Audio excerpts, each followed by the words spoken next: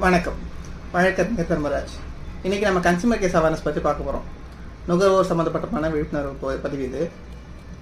இப்போ நம்ம செங்கல்பட்டுக்கும் காஞ்சிபுரத்துக்கும் சேர்த்து மொத்தமாக கன்சியூமர் கோர்ட் வந்து நம்ம செங்கல்பட்டு தாசர் ஆஃபீஸ் பக்கத்துலேயே இருக்குது. பட் நிறைய பேருக்கு அந்த கன்சியூமர் அவேர்னஸே இல்லை. கன்சியூமர் கேசஸ்லாம் போடலாம், நமக்கு வந்து ஒரு பொருள் வாங்குகிறோம், அந்த பொருள் வந்து பிரச்சனை அப்படின்னு ஏற்படும்போது அது நம்ம கோர்ட் அன்றைக்கி நம்ம வந்து பரிகாரம் பெறலாம், காம்பன்சேஷன் கொடுப்பாங்கன்ற விஷயம் வந்து நிறைய பேர் தெரியாமல் இருக்குது. இப்போ அது சம்மந்தமான ஒரு விழிப்புணர்வுக்காக நான் சில எக்ஸாம்பிள் கேசஸ் வந்து உங்களுக்கு நான் சொல்ல போகிறேன். அதில் வந்து ஃபார் எக்ஸாம்பிள் வீகார்ட் கம்பெனி வந்து ஒரு ஹீட்ரு வந்து ஒரு பர்சன் வந்து வாங்குறாரு.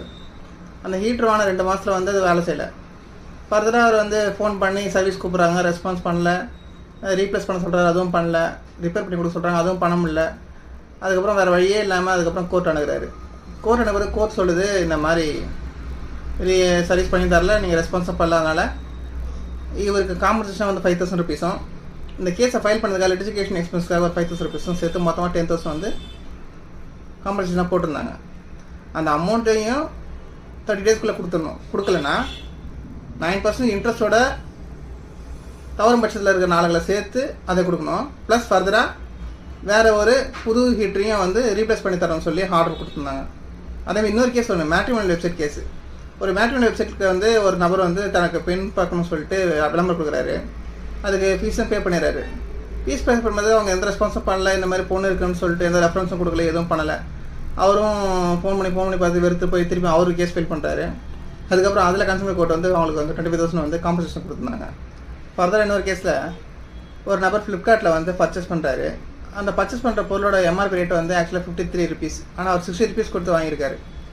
அந்த பொருள் வாங்கின பிறகு அந்த எம்ஆர்பி எடுத்து பார்த்த பிறகு தான் அவர் தெரியுது அவர் எக்ஸ்ட்ரா அமௌண்ட் கொடுத்து வாங்கியிருக்கிறது.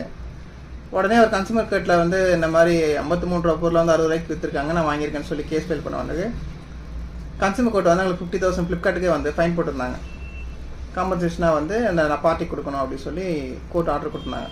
ஸோ இந்த மாதிரி நிறைய சொல்யூஷன்ஸ் வந்து நம்ம கன்சியூமர் கோர்ட் அன்றைக்கி பெற்றுக்கொள்ளலாம். பட் இங்கே இருக்கிற மக்களுக்கும் சரி, இல்லை நம்ம செங்கல்பட்டு மாவட்டத்தில் இருக்கிற மக்களுக்கும் சரி, கோர்ட் இங்கே அவங்களுக்கு பக்கத்துலேயே இருந்தும் வந்து இந்த மாதிரி அவேர்னஸ் தெரியாமல் அந்த வாய்ப்பை வந்து நழுவ விடுறாங்க. கன்சியூமர் கோர்ட் இங்கே செங்கல்பட்டில் இருந்தும் அதில் வந்து அதிகமாக எந்த கேஸஸும் இல்லை. இவ்வளோ பிரச்சனை வந்து கன்சியூமரில் நடந்தும் வந்து மக்கள் வந்து அவேர்னஸ் இல்லாமல் கேஸஸ் ஃபைல் பண்ணாமல் அப்படியே விட்டுட்டு நஷ்டப்பட்டு போயிட்டுருக்காங்க. கன்சியூமர் ப்ராப்ளம்ஸ் இருந்ததுன்னா நீங்கள் தைரியமாக போய் கன்சியூமர் கோர்ட்டை அப்ரோச் பண்ணிங்கன்னா கண்டிப்பாக உங்களுக்கான நியாயம் கிடைக்கும். நன்றி, வணக்கம்.